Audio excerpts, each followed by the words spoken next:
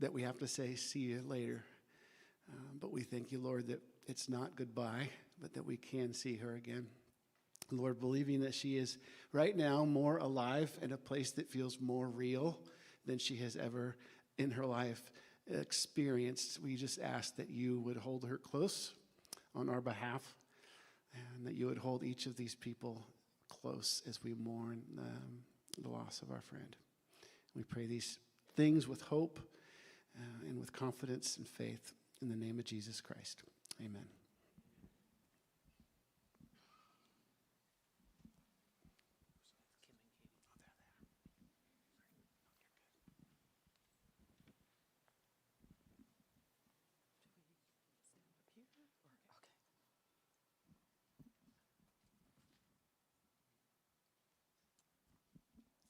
Katrina N. Groen Larson passed away peacefully on December 20th, 2025, with her immediate family around her, as was her desire, following a brave 9-month battle with colon cancer. She was 40 years old. She fought the disease hard, and even though she knew the disease could not be reversed, she was determined to enjoy her family and free time much of her last year. Her family helped plant her yearly flower garden that provided floral bouquets for the neighborhood each summer. She walked, read, and for a while worked from home. Friends and family were a constant encouragement and enabled her to keep going. Katrina's strong faith sustained her and shone through, staying in good spirits and maintaining her sharp wit and humor in the most difficult of times. She was not dominated by the fear of death. Katrina was born on June 14, 1985, in Pittsburgh. Her parents are John and Jackie Larson of Linden. She grew up in the country raising chickens and pigs for fun and cash. She was a farm girl at heart. Katrina attended elementary school at Ebenezer and graduated from Linden Christian High School in 2003.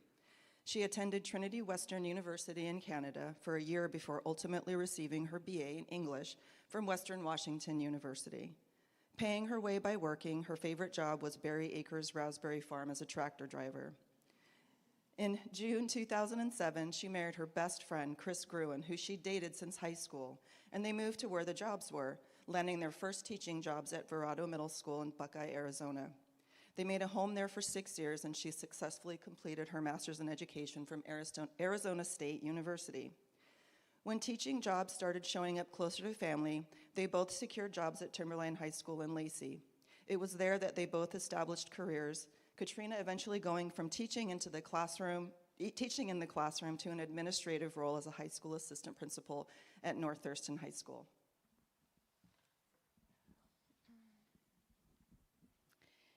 There were none more special to her than her boys, husbands Chris, sons Joseph and Jeremiah. Continued involvement in all their activities was important to her, even as she became less mobile. While travel was an important part of her life, having traveled several times, each to Europe, Asia, and Latin America, there was no travel so dear to her as the week she spent with her boys on the Oregon coast in the middle of her treatment this past summer.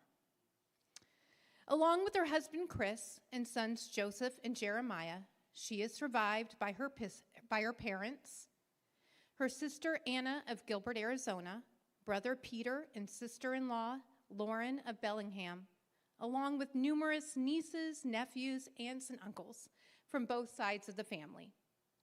Sister-in-laws Megan and Annie, who are among her closest friends, will greatly miss her. She was grateful for her birth parents, Susan and Jeff, and grandparent Nancy, and their continued support throughout her life. She lost several special people to death during her life. Sister Marta and nephew Mason, Grandpa Pete and Grandma Clara Long, and Grandma Carol Larson. A special thank you to all the professional caregivers who helped comfort her in her final days.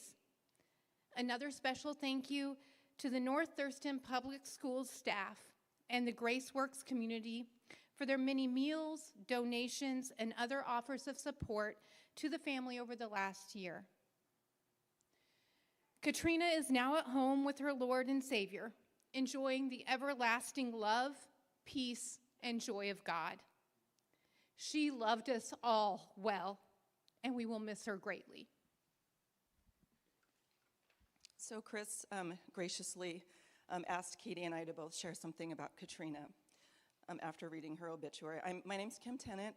I worked with Katrina at Timberline High School and at North Thurston High School and for the district. And Katie Myrick, we both taught together at Timberline with Katrina. So Katie and I are, again, like I said, grateful for the opportunity to share how Katrina's beautiful spirit has impacted our lives as colleagues and friends. We both worked with Katrina in various capacities, but we first knew her at Timberline. We were on the hiring team when Katrina interviewed for a position in our department, and we knew the moment that she popped onto that screen, it was virtual, that we wanted to hire her. Within the very first question that she answered, we knew, like, we had to hire her. In fact, it was really hard for us to contain our excitement. You're supposed to be kind of calm and cool when you're doing these things, but we were both doing this. And of course, you know, we wanted somebody who wasn't just good at their job, but they were darn good at their job, and she was. And so thus began the gift that Katrina would share with our NTPS community. Everybody knows Katrina loved flowers. She would bring flowers from her garden to share with staff, and hiring her was like inviting a bouquet of flowers into our district because Katrina had a gift. I also had the privilege of being an instructional coach with her, and we also pursued our admin credentials together with her sister-in-law, Megan. When we were in our admin program, we would often say, I wish we could both be admin at the same building. We knew that was utterly impossible because when would that happen? Well, it did. We were matched as first-year administrators at a comprehensive high school at North Thurston. And it was a chance that neither Katrina or I took lightly. We did everything together as we tried to figure out what we were doing and how to do it. As our work partnership strengthened, our friendship bloomed. We also talked about our lives and our children. We cried, we laughed, and at times we disagreed. She called us cosmic sisters. We shared the same birthday. We had the same quirks and same likes. There were so many things that we shared that were unspoken and just felt that she and I had just shared between us, like sisters. At the end of the day, Katrina was my person, and she knew me and I knew her. Each day without my friend, my touchstone, I have tried to navigate how my work will continue without her. We did everything together, and some days I wonder if I can be good without her. My last thing is that shortly before her passing, Katrina texted me and asked me to come to the hospital. She and I sat together for a few hours, and I had the chance to tell her how much I loved her and how much my knowing her made me a better educator, leader, and human being. I told her how her wisdom and strength changed me for the better. I told her that she reminded me that showing up is not enough, and those who know Katrina know that. Katrina never just showed up for anything. It's what you do when you get there, and if you aren't happy with what's happening, you better get out there and figure out why so you can change it. I thanked her for being unapologetic and fearless in ways that I learned how to be the same. The next day, she sent me a text with a video of the song For Good. Her text said, I don't know if you've seen Wicked, but I see us both as Glinda and Elphaba at times. This song makes me think of our friendship. Because I knew you, I have been changed for good. Thank you for coming. It meant so much to me.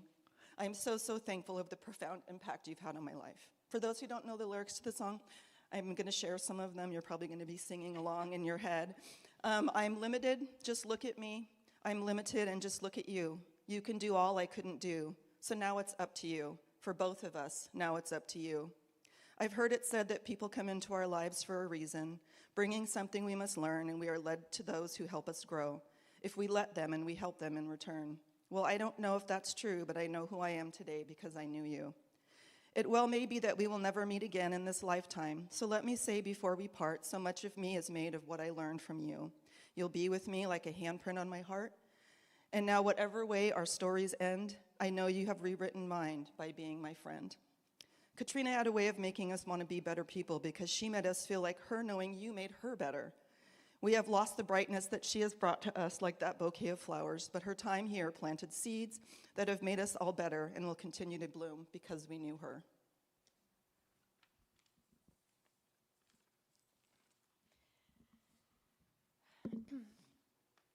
I had the honor to not only be Katrina's colleague, I was also blessed to call her my friend and my sister in faith.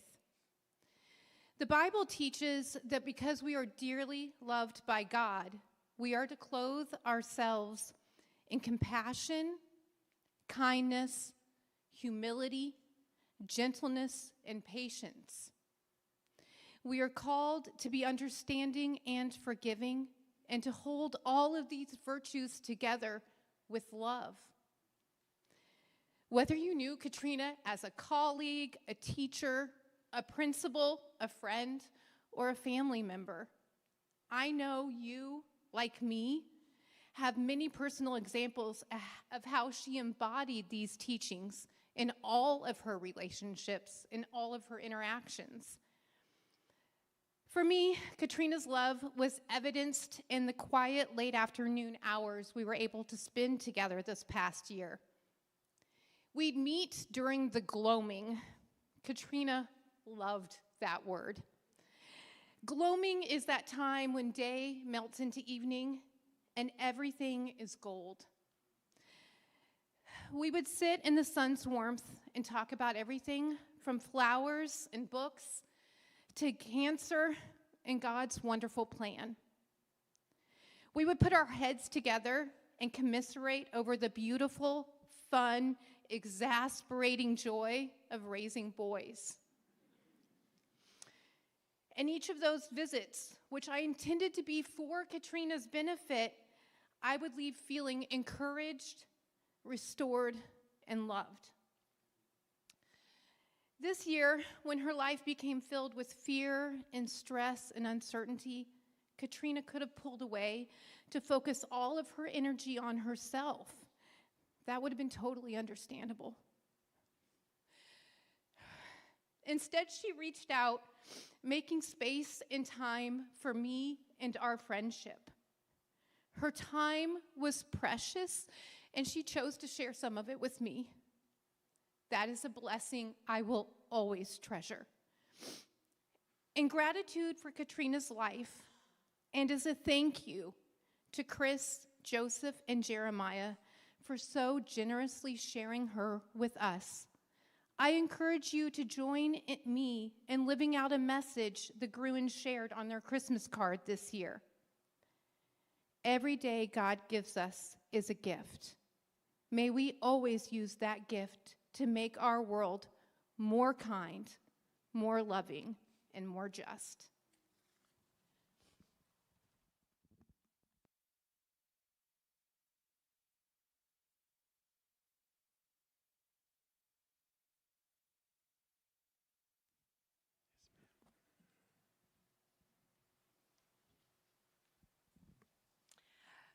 Chris asked me to give a little bit of background about the poem that you have before us here. And as a former English teacher, I'm privileged to do so. Born in 1830 in Amherst, Massachusetts, poet Emily Dickinson lived a short, quiet life. Of her more than 1,800 poems, only 10 were published in her lifetime. And upon her death in 1886, her sister, Lavinia, discovered that trove of poems and worked to make them public. Today, Dickinson is recognized as one of America's most prominent poets and arguably the most famous female poet. Her unique poetic style centers on 3 themes: love, nature, and immortality. Dickinson was a favorite of Katrina's, so much so that this framed copy of the poem hangs in Chris and Katrina's living room. Written in 1864, during the height of the Civil War, this poem speaks a simple, universal truth that is just important today as it was then. Even the smallest, fleeting acts of kindness have the power to change the world. If I can stop one heart from breaking, I shall not live in vain. If I can ease one life the aching, or cool one pain, or help one fainting robin unto its nest again, I shall not live in vain.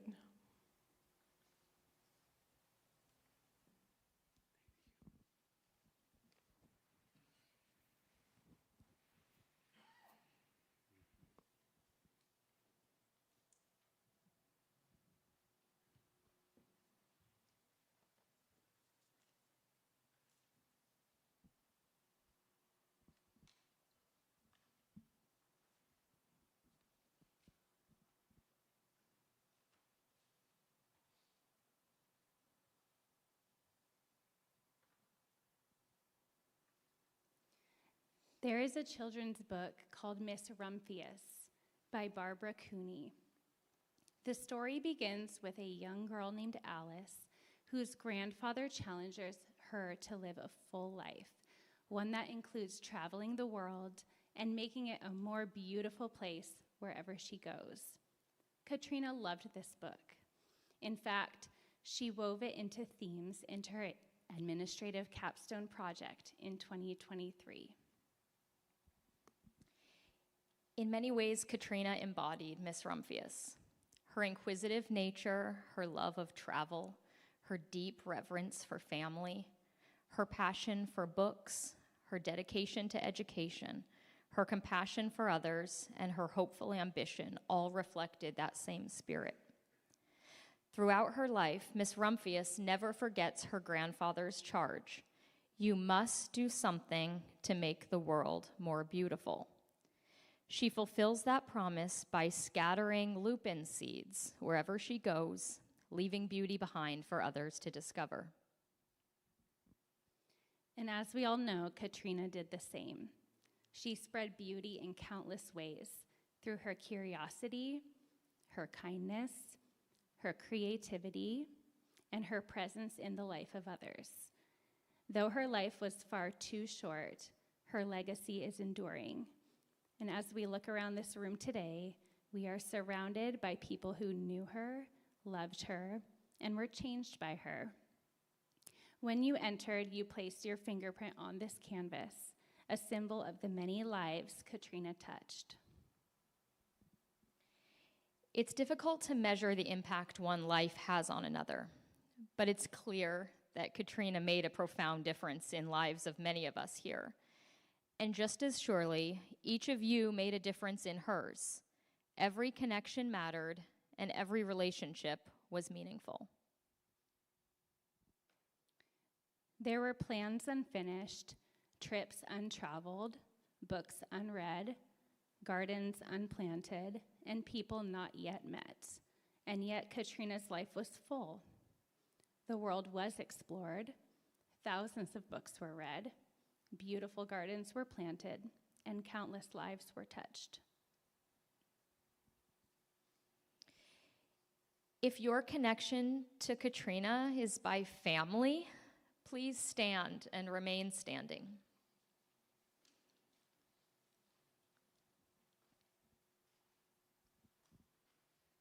If your connection is to Katrina from her childhood or school age years, kindergarten through 12th grade, please stand and remain standing. From college or young adult life, please stand.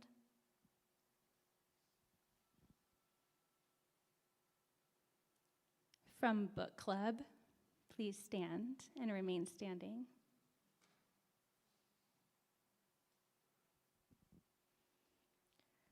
From her work in the theater, please stand.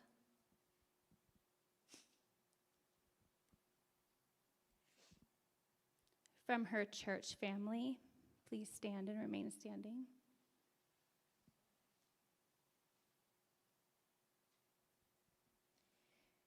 If you were a student of hers, please stand and remain standing.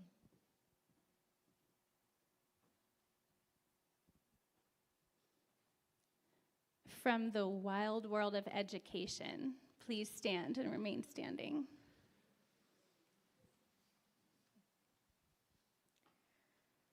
Elsewhere in the community, sports, neighbors, please stand. And everyone else who has been touched by Katrina, please stand and remain standing. Take a moment to pause, look around, share a smile, touch somebody's shoulder, squeeze their hand. See how the world is already more beautiful because of Katrina's impact with everybody here. We encourage you to leave with the inspiration to spread goodness and love, making the world a more beautiful place. We knew the themes of Miss Rumphius were embedded in Katrina's capstone presentation.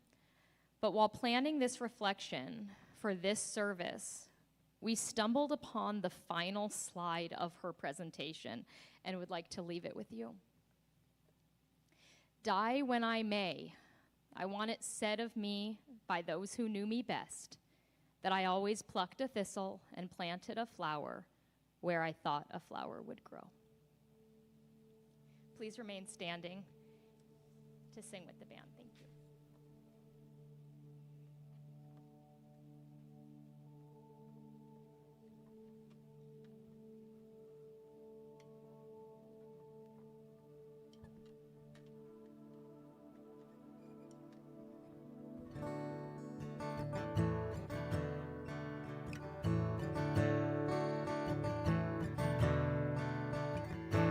Be thou my vision, O Lord of my heart. Not be all else to me, save that thou art.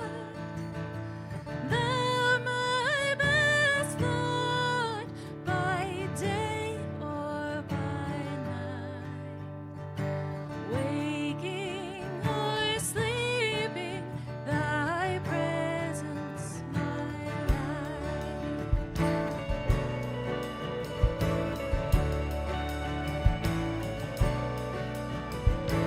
Be thou my wisdom, and thou my true word. I ever with thee, and thou with me, Lord. Thou my great Father, I thy true Son. Thou in me dwelling, and I with thee one.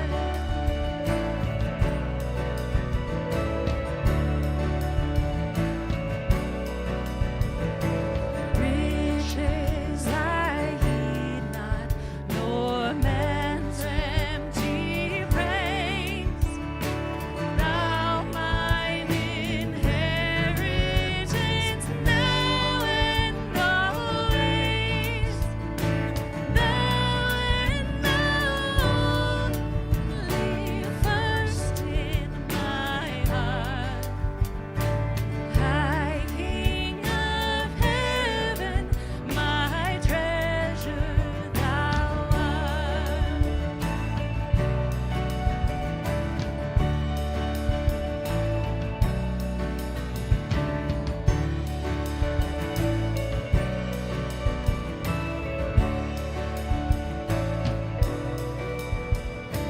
High King of heaven, my victory won. May I reach heaven's joys, O bright heaven's sun. Heart of my own heart, whatever befall, still be my vision, O ruler of all.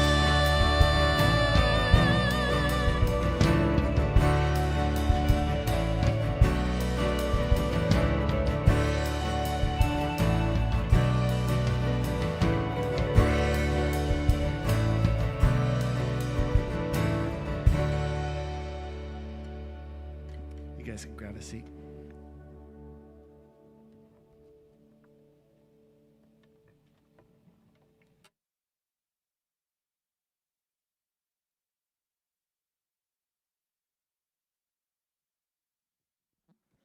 One of the things that was really important to Katrina was that I shared with you why she wasn't in fear of her impending death, of the hope that she had because of what this book says, written by the God of the universe who created all things, inspiring the writers to write this masterpiece that tells the story of the God who wants to know his creation so desperately that even when his creation rejected him, he inserted himself into the story to save them. And I thought of no better passage than one of my favorite stories of Jesus himself, inserted into the story of mankind, walking amongst us as fully God and fully man. The way that this story begins in the book of John is a lot like the journey that began some 8-9 months ago for Katrina. The beginning of chapter 11 says, "Now there was a man who was ill. His name was Lazarus. He had 2 sisters named Martha and Mary. And this was a pretty special family to Jesus. We talk about Jesus, we think about Jesus, we think of, he was God in the flesh. But remember, he was 100% man as well. And relationships are very important to God. He invented relationship. He invented marriage. He invented family. He invented friendship. It all flows out of who he is. So Jesus had a really close, special relationship with these 2 sisters and brother. In fact, Mary was the one, there's a story that's told, she was so taken by the forgiveness of sins that she had in Jesus, by the friendship that she had in Jesus, from the healing that she had from Jesus, that as he was eating supper one day, she came in and anointed his feet with this incredibly expensive oil. And with her tears and with her own hair, she wiped and washed the feet of her master. She was so taken with Jesus. He had had a massive impact on their family. But the brother, this man Lazarus, became pretty ill, seriously ill. And word got to Jesus where he was, that Lazarus was so ill that it looked like it was going to take his life. And yet, it says that he decided to stay 2 days longer in that place before going to see Lazarus. You wonder, why in the world would he do that? And yet, it was all part of his plan. I'm going to grab my old man glasses because I'm realizing I need them. So after those 2 days, he says to his disciples, "Our friend Lazarus has fallen asleep, but I go to awaken him." The disciples said to him, "Lord, if he's fallen asleep, he will recover." Now Jesus had spoken of his death, but they had thought that he meant taking rest in sleep. Then Jesus told them plainly, "Lazarus has died. And for your sake, I'm glad that I was not there so that you may believe, but let us go to him." So after a little discussion with Jesus about how unwise this was, because the city to which they needed to go and the area that he was going was pretty dangerous for Jesus at this point. He wasn't exactly popular with the elite of his day. He said, "We're going anyway." And so they decide, "All right, Jesus, if you're going to die, we'll die with you." So it was this amazing moment, an amazing turning point. And as he gets to the city Bethany, where this dear family lived, word got into town and into that house full of mourning. And I'm telling you, Eastern cultures versus Western cultures, they've mourned very differently. We are fairly somber, fairly quiet. We speak in hushed voices. When I first met Chris's parents earlier, I fooled them into thinking I was a soft-spoken man. They said so to my friend Lorraine, and she says, "Oh, no, he's not." But I fooled them because, again, I think I had my memorial service voice on. This is how we mourn. But in Eastern cultures, man, it is loud. It's boisterous. It's like, get those feelings out. And so mourners would come to the house after somebody had died, and they would join, and there was wailing. I mean, they would be wailing in their pain and their misery of having lost this person. And so this house full of mourners, they get word, Jesus is coming. Jesus is coming. Well, Martha, one of the sisters, she's not going to wait for him to get there. She goes charging out the door. She runs. She's running to meet Jesus. She meets him a couple miles away. And listen to what she says to Jesus. She says, "Lord, if you had been here, my brother would not have died." She questioned God. She brought her frustration, her angst, and her anger, and she said, "God, Jesus, why weren't you here? You could have saved him." I want you to know God's got big enough shoulders for your grief this afternoon and beyond, that it's okay to question, because she did die too young, and she did suffer. And we don't want to say goodbye. You can mourn with all your feelings, and God will hear you, and he cares. Listen to what she says after this, though. She says, if you'd been here, he wouldn't have died. But even now, I know that whatever you ask from God, God will give you. Jesus said to her, your brother will rise again. Martha gets a little bit confused here. She says, Martha said, I know that he will rise again in the resurrection on the last day. But Jesus said to her, I am the resurrection and the life. Whoever believes in me, though he die, yet shall he live. And everyone who lives and believes in me shall never die. Do you believe this? She said to him, yes, Lord, I believe. I believe you are the Christ, the Son of the living God who's coming into the world. So just after he says this, she goes running to tell her sister. She comes running. She's like, I got to tell Mary, something's going to happen. Something big is going on right here. What Jesus said, that was crazy. I don't know what it means, but something's happened. So she runs and she goes to the house of the mourning, and all the mourners are there, and Mary's there. And she says, Mary, the teacher's asking for you. He's here. Let's go. And so Mary goes running out of the house. Now, again, this is a house full of mourners, and they're inside the house. They're outside the house. They see Mary going. They're like, man, is she going to the tomb to mourn there? What's going on? What's happening? And all of a sudden, there's a crowd going. And the crowd goes out to meet Jesus because that's where Mary leads them. And when Mary came to where Jesus was and saw him, she fell at his feet. And guess what she said? Lord, if you had been here, my brother would not have died. When Jesus saw her weeping, and the Jews who had come with her also weeping, he was deeply moved in his spirit and greatly troubled. And he said, where have you laid him? They said to him, Lord, come and see. And this is, in our English version, the shortest verse in the Bible, but maybe the most powerful, because as he's looking at this dear woman, Mary, who he loves with all his heart, and her sister Martha, and all the mourners, and they're so broken, it says that Jesus wept. Guess what? He knew what he was going to do. He knew that Lazarus was just asleep. According to his power, he was going to raise him from the dead. Why did he cry? He didn't cry because Lazarus had died. He cared so much about the grief of his loved ones that he joined them in that pain and in that sorrow. That's the God I serve. A loving, compassionate, near to me God. And he's the God that promises every one of us, who had promised Katrina that even though you shall die, you will live. That anyone who believes in me will live forever and ever. And again, I'll say it again. I believe that right now, at this very moment, she is more alive in a place that feels more real to her than she has ever been. And that awaits anyone who would put their trust in Jesus. That's why, even though she was broken and sad, she knew the birthdays she would miss. She knew the anniversaries. She knew the goals that she had that she wouldn't be able to fulfill. She knew all that, and she was sad. But she wasn't hopeless. It didn't break her. And so she wanted you to know that if you want that kind of hope, you can have it. If you have any questions, you want to talk about this, you're a skeptic, you're like, I don't believe any of this stuff, but I want to talk about it, because if this person I love so much believed it, then maybe I need to at least check it out.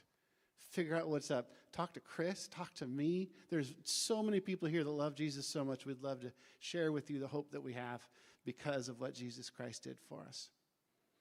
So Lord, I thank you so much for the hope that we have. I thank you so much that I have no fear of not seeing Katrina ever again, but all the confidence in the world that I will. And I pray, Father, the prayer that I know that Katrina prayed, that if her death means life for somebody because they believe in Jesus, that it would all be worthwhile.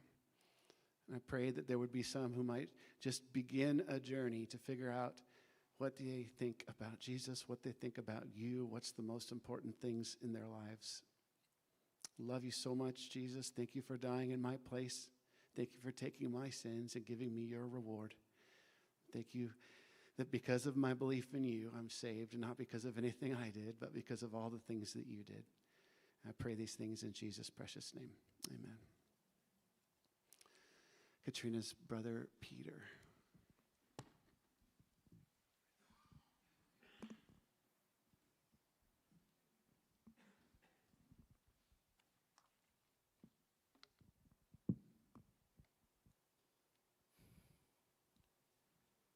When Chris asked me if I would prepare a eulogy for my sister today, I of course said yes. But I don't think I realized just how difficult of a task this would be.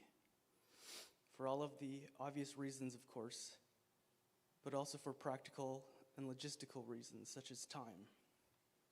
5 minutes can go by surprisingly quickly, and 5 minutes is definitely not enough time to go over all of Katrina's accolades and accomplishments.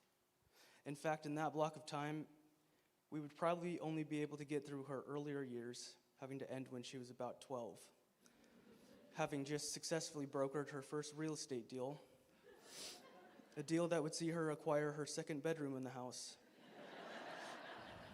purchasing a spacious west-facing bedroom for the below-market price of just $10 from her only, but if you asked her, also her favorite brother.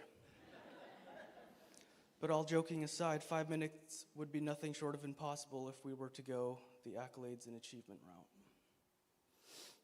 This was a difficult task for another practical reason, because there is only one person who I would have had complete trust in to help me write and prepare such a piece. Someone who excelled at both writing and public speaking. There's only one person who I would have had full confidence in to ensure that every word of this piece was perfect in use and placement within, to ensure that the cadence and pace of each individual line, when delivered, would achieve the intended effect at the intended time. There's only one person who would have been able to assist me in creating the perfect eulogy, and that person was Katrina. But even though she was unable to assist in the writing process itself, she certainly was able to help me in this moment in a more profound way.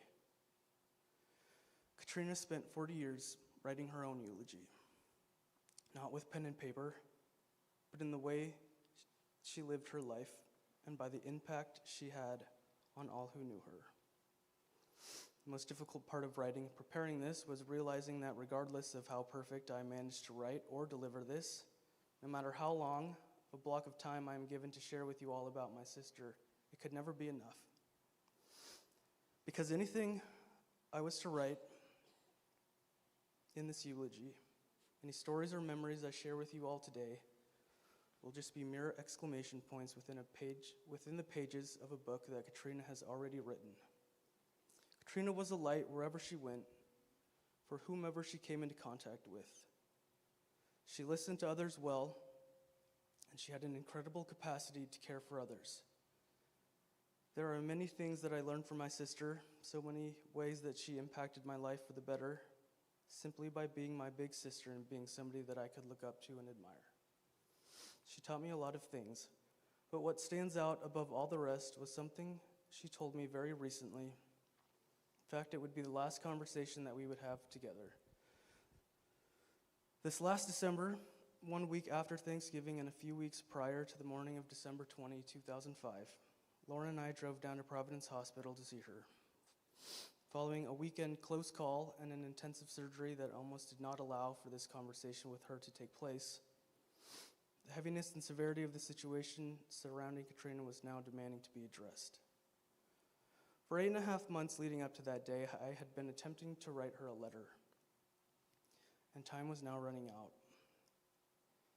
In a letter I childishly titled, "A Letter for Your 40th Birthday," I attempted to convey the extent of the impact she had on my life, and to point out all of the pieces of my composition that came as a direct result of having her as my big sister. A letter that contained all of the things that I wanted her to hear directly from me if I only had one more opportunity to say goodbye. I read my half-typed, half-handwritten, heavily scribbled upon phony birthday letter. I tried hard not to be distracted by all the machines and busyness in the room or by the feeling of finality. And as I read, Katrina, having no energy or strength to spare on anyone but herself at this point, actively listened, nodding her head at times despite it being unbelievably uncomfortable for her to do so, and quietly responding audibly at certain parts of this letter. She made sure, even in an impossibly difficult moment like that one, that I knew she was listening and I was being heard. After I read the last few lines, she took my hand in hers, told me how proud she was of me, and shared with me this. She told me that she had always felt like there was an invisible thread that connected us. An invisible thread that connected us to the people we were meant to connect with. An invisible thread that connected 2 loving parents and 4 adopted kids born over the span of 7 years from across the world together in the same house. An invisible thread that connected 2 best friends from high school who would then go on to have many adventures together and create so many lasting memories. An invisible thread that would then connect those 2 best friends and the home they had made together to their 2 boys, Joseph and Jeremiah. An invisible thread that weaved itself in the schools and communities that Katrina and Chris were and are a part of. And an invisible thread that will continue to have a meaningful impact on all of us here today. Katrina was not one who believed in coincidences, only God's providence and opportunities. Opportunities to walk through life with purpose. Opportunities to be a light and to lead with that light. Opportunities to learn, to achieve, to DYB, or do your best. To possess joy and kindness and a desire to see others around you succeed. And most importantly to Katrina, an opportunity to share these things with others. Katrina will no doubt be missed greatly. But the same reasons that made this eulogy the most difficult to write perhaps can make a day like today a bit easier, as we will never have to go very far or search very hard to catch a glimpse of this invisible thread, to be reminded of the legacy of kindness that she has left for us.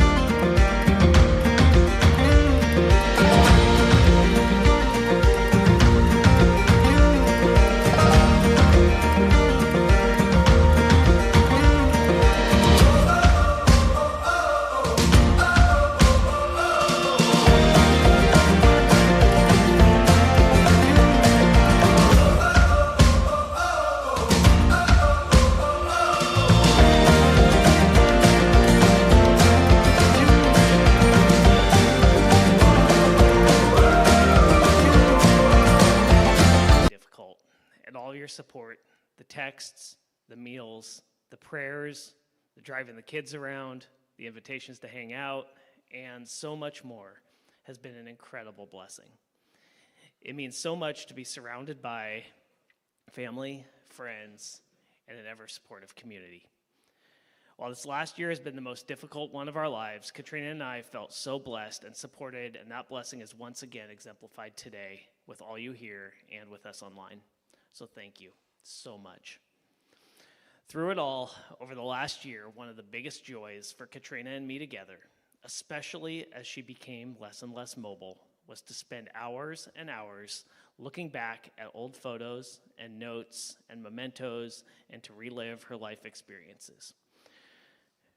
There's so many of you here today that were part of those experiences. And in her last weeks and months, she loved sharing the impacts you all had on all of us.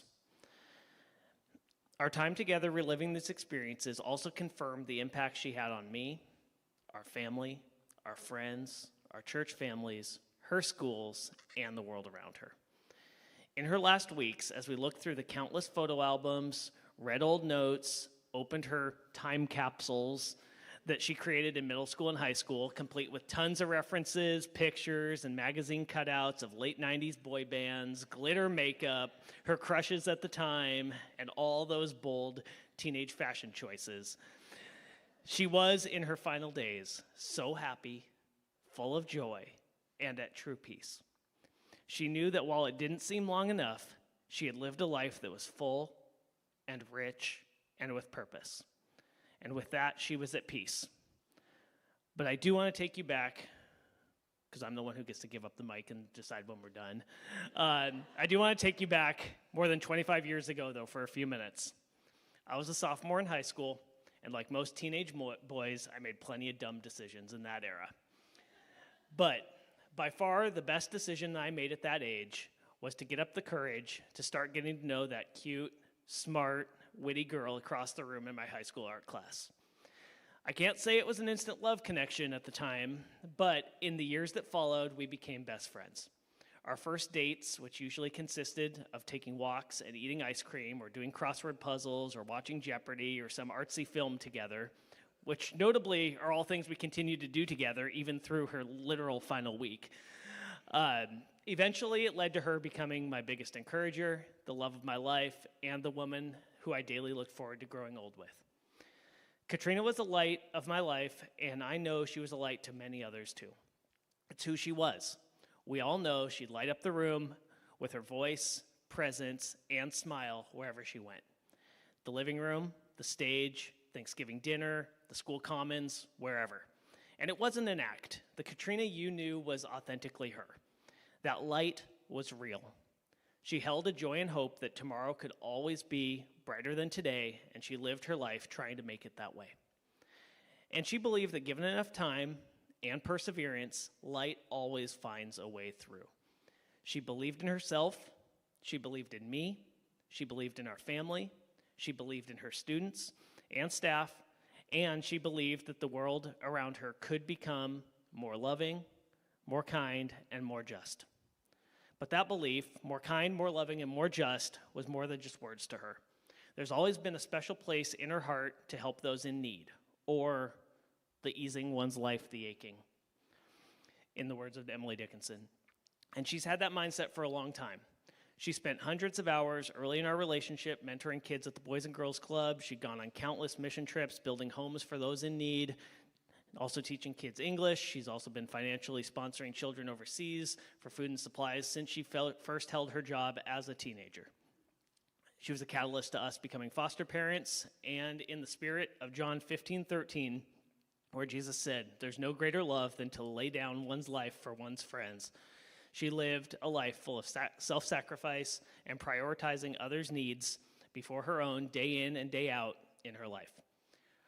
One thing that she was adamant about, among the many things she was adamant about, was that there's never too many ways that one can serve others, because serving is an act of love, and she loved with all her heart. Katrina lived her life believing that every day is a gift, and as long as there's breath in her lungs, she had a purpose here on earth. She chose to live it to make the world more kind, more loving, and more just, and that tomorrow can be brighter than today. One of her concerns was that light, that light that she had wasn't extinguished after she passed, and I promised to her that it would not be. We can communally carry on Katrina's legacy of making our homes, our workplaces, our communities, and our world those things: more kind, more loving, and more just. They're not just nice words, they're calls to action. And we can use our gift of today and tomorrow and beyond to carry those actions out in her memory. So on your way in, you probably grabbed a little button with those words on it, if there were enough of them. Or grab one on your way out if there's still some. And I encourage you to put it on your backpack or lanyard or dashboard or anywhere else that it will remind you and others that tomorrow can be a brighter day than today, and to live your life with purpose to make the world around you better. Also, because Katrina thought there aren't too many ways to serve, she had a request that many of you already know about, but I wanted to give some context around it.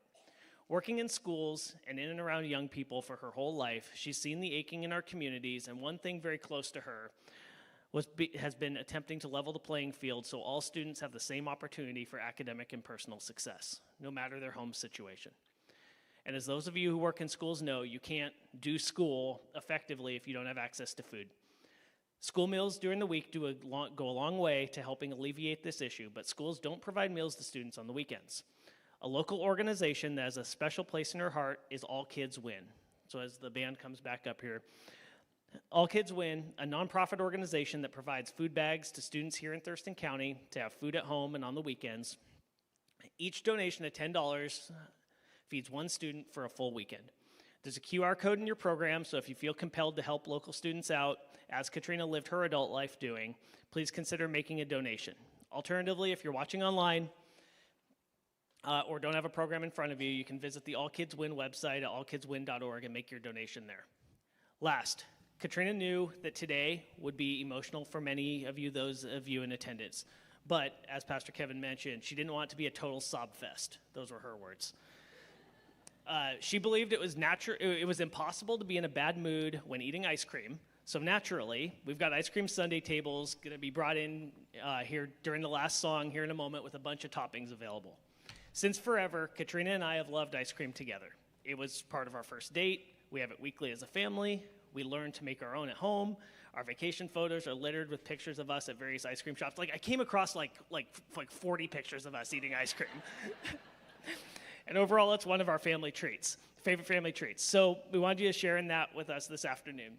So the band is going to play one more song here in a moment, one that Katrina requested and has loved for a long time and that held a strong meaning in her heart. And after that wraps up, stick around for a little while with ice cream in hand and share your favorite memories of her with someone around you. She impacted people in so many ways, and that light should continue to shine. And yes, kids, it's fine if you have a big bowl of ice cream before you go home for dinner tonight. Katrina said it's okay. So, thanks for coming out to celebrate Katrina's life today. She was simply the best. We all wish we had many more days with her, and while none of this seems fair, I want to stress that today doesn't need to be the end of her story. She loved stories. It's just the end of a chapter, and you get to help write the rest. So, help those in need, live with a purpose, bring joy and hope to your homes and workplaces, create memories, spread kindness around like confetti, be a light in the dark places, eat the ice cream, be generous, and whatever you do, as life here on earth is short, never miss a chance to tell someone you love them. Thank you. I love you all.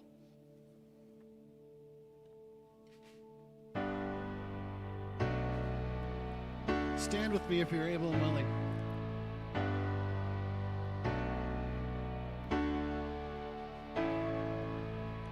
In tenderness he sought me, weary and sick with sin,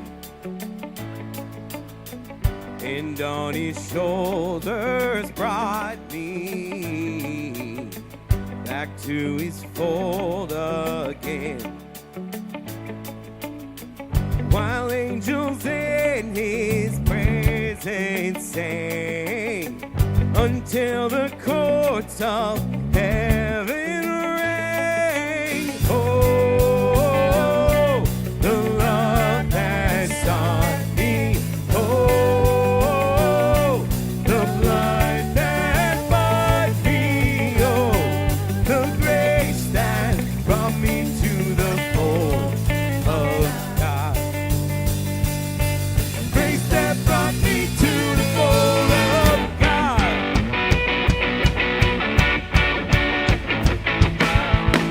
He died for me while I was sinning, weary and poor and blind.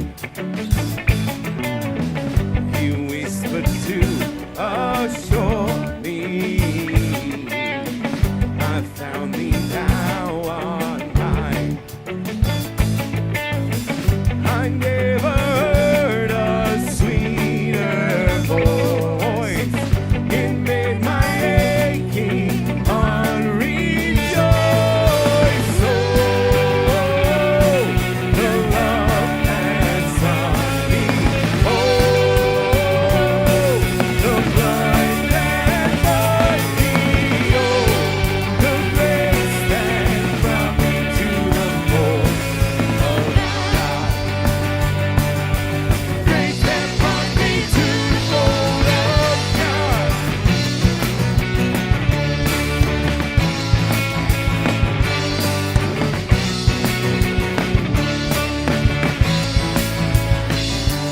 Upon His grace I'll daily ponder and sing anew His praise with all adoring wonder. His blessings I'll retrace. It seems as if eternal days are far too short to sing His praise. Oh,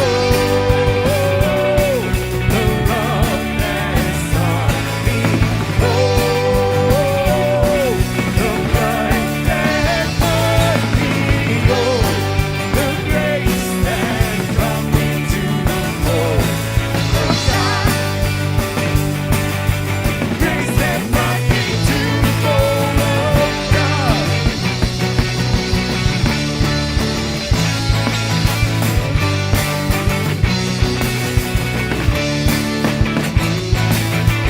Oh, the love that sought me. Oh, the blood that bought me. Oh, the grace that brought me to the fold of God. Grace that brought me to the fold of God. Let's have some ice cream and share stories of memory about our dear friend. Thanks for being here.